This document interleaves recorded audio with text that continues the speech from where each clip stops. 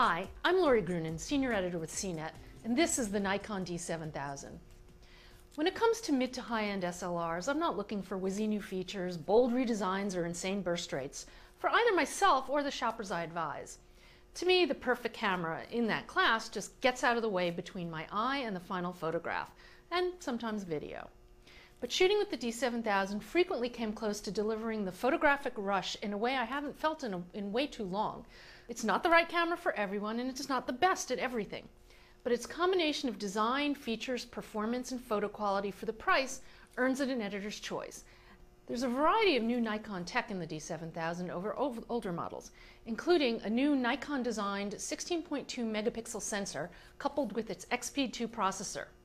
With this pairing, Nikon ups its analog to digital conversion to 14-bit processing. There's also a new metering sensor and more sophisticated autofocus system. It's also Nikon's first DSLR to rise to 1080p HD video, albeit only at 24 frames per second. And the body's construction incorporates an all-metal chassis with magnesium alloy covers. The rest is polycarbonate. It's also sealed against dust and moisture like the D300S. It's not a lightweight camera, but it feels very sturdy and well built, with a solid grip and enough heft to offset the weight of many heavy pro lenses. The viewfinder's lovely, especially compared to the dim, squinty ones found in the cheaper SLRs. It's relatively bright with 100% scene coverage, an optional grid overlay, and large autofocus area indicators. Rubber covers hide the connector for composite and HDMI video, USB, and a mic and proprietary GPS connector.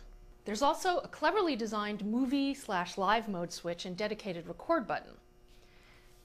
The location of the lock release button for the release mode dial on the D7000 is toward the back instead of the front as it is on the D3S. It's a subtle change, but I find it easier to use this way. I can hold it down with my thumb while turning the dial. Nikon has moved the control for selecting among the autofocus modes to a clever button dial combination. And the camera uses a redesigned battery grip that supports AA batteries in addition to Nikon's proprietary lithium-ion power. Of course, I still have a few quibbles with the design, though there are no showstoppers. For instance, Nikon sticks with the traditional vertical arrangement of buttons down the left side of the LCD. They feel identical, which requires that you pay a little more attention than I'd like when you're using them. The photo quality is first rate. And despite the resolution increase, it stands up very well against the D300S as well as most competitors.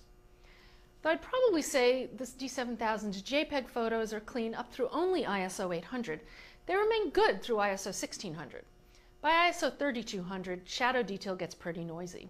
Exposure and metering are solid and consistent, and the camera reproduces color faithfully when you want it to.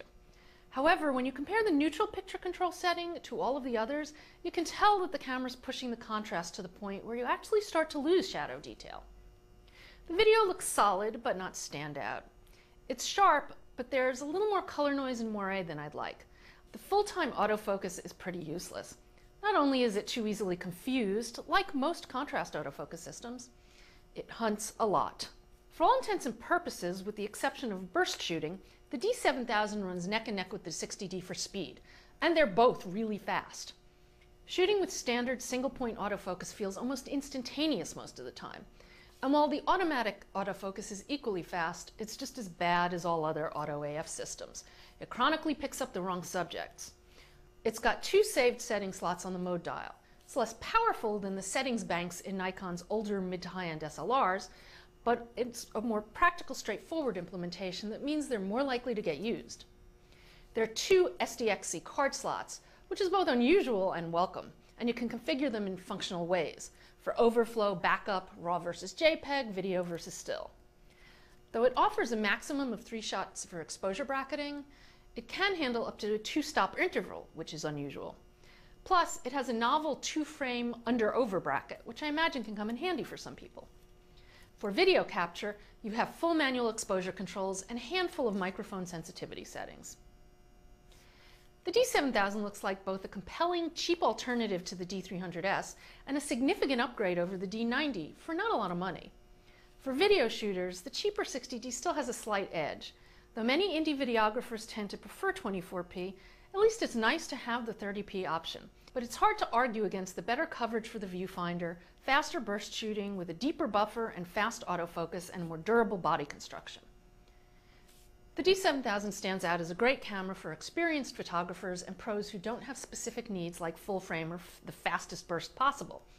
It's expensive for a first DSLR, and there are plenty of sub-$1,000 models to fill that need.